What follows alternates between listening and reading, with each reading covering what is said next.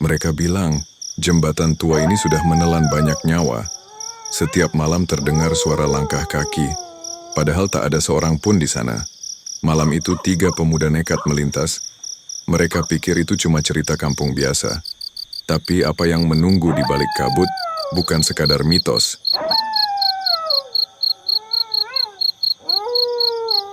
Malam itu sunyi, hanya suara jangkrik dan aliran sungai kecil yang terdengar lirih. Di sebuah desa terpencil, berdiri sebuah jembatan kayu tua, gelap, sepi, dan sudah lama ditinggalkan. Konon katanya, jembatan itu dihuni oleh sosok gaib, arwah penasaran, yang menagih janji, menunggu dengan sabar, siapapun yang berani melewatinya. Dulu, jembatan itu adalah satu-satunya jalan penghubung antar dusun. Namun, bertahun-tahun lalu, seorang gadis bernama Sari ditemukan tewas di sana. Tubuhnya terbujur kaku, matanya melotot, mulutnya terbuka seolah menjerit kesakitan. Tak ada yang tahu apa penyebabnya. Sejak malam itulah, warga desa percaya arwah Sari Gentayangan menjadi penunggu jembatan tua. Beberapa orang mengaku melihat sosok perempuan berambut panjang, berdiri di tengah jembatan, dengan wajah pucat dan pakaian compang-camping. Siapapun yang nekat menoleh, katanya, akan ikut dibawa ke alam gaib.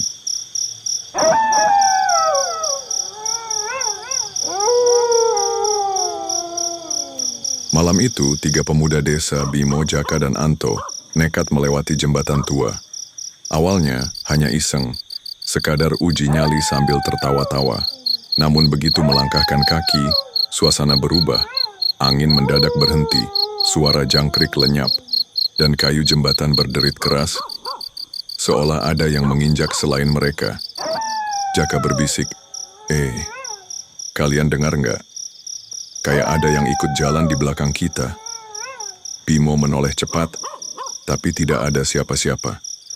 Hanya gelap dan bayangan pepohonan di kejauhan. Mereka melanjutkan langkah. Namun, setiap kali menapak, selalu ada suara lain. Seperti langkah kaki yang menyusul dari belakang.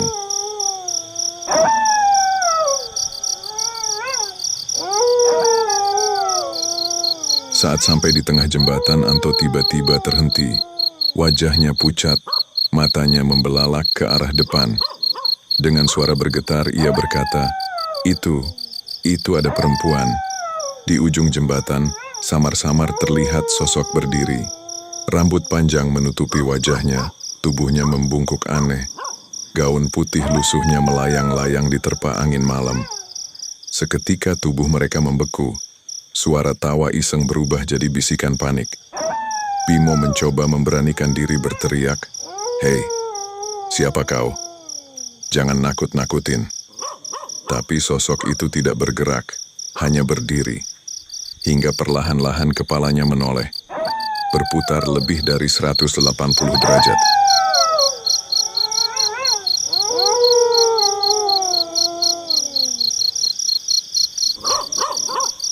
Tiba-tiba, suara tangisan terdengar, lirih, menyayat telinga.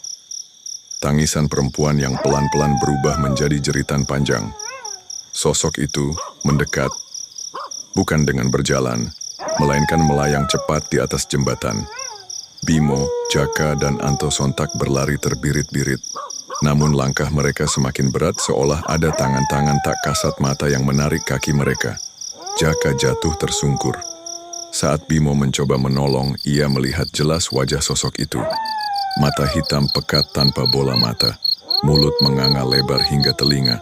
Darah menetes dari giginya yang tajam. Ia berbisik lirih, "Tinggal di sini, temani aku."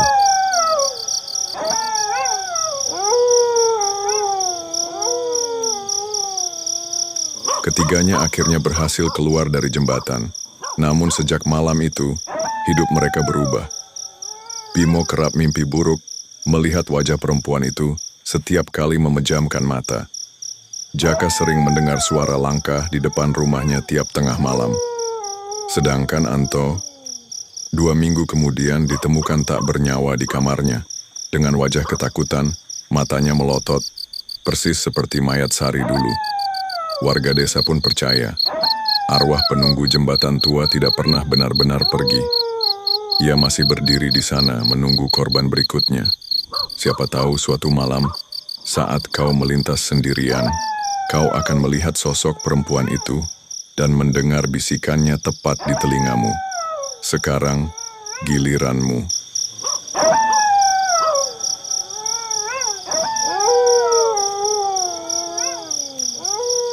Banyak orang mengira setelah kematian Anto, teror di jembatan tua akan berhenti. Tapi kenyataannya, arwah penunggu itu semakin kuat. Sejak malam Anto ditemukan tewas, beberapa warga mulai melapor kejadian aneh. Ada yang mendengar suara tangisan perempuan setiap lewat dekat sungai. Ada yang melihat bayangan putih di tengah jembatan, meski jembatan itu sudah ditutup dengan pagar bambu. Bimo, yang masih trauma, mulai kehilangan akal sehat. Ia sering berteriak di malam hari, katanya mendengar bisikan, "Kau belum menepati janji, sekarang giliranmu."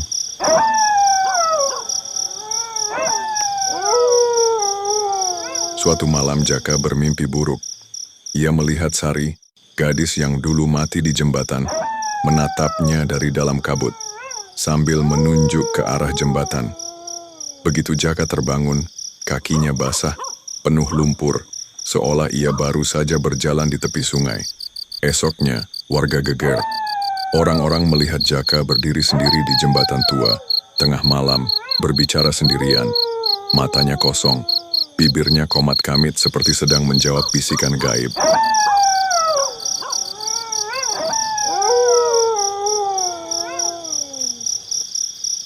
Bimo yang mendengar kabar itu memberanikan diri mencari Jaka. Ia membawa 2 warga lain untuk menemaninya. Saat mereka tiba, kabut tebal menyelimuti jembatan. Di tengah jembatan, mereka melihat Jaka, tubuhnya kaku, tangannya terbentang, seolah dipeluk sesuatu yang tak kasat mata. Di hadapannya, samar-samar muncul sosok perempuan dengan gaun putih penuh darah.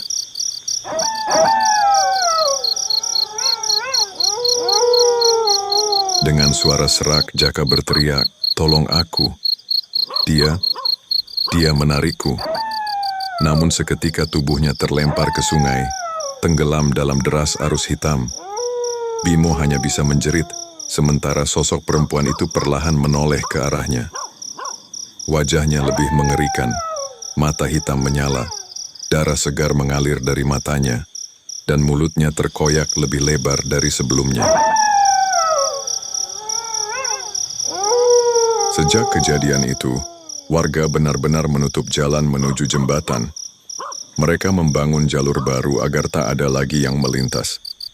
Namun hingga kini, setiap malam tertentu, masih terdengar suara langkah dari arah jembatan tua, disertai bisikan lirih yang menggema di telinga siapapun yang berani mendekat. Satu nyawa belum cukup, aku akan terus menunggu.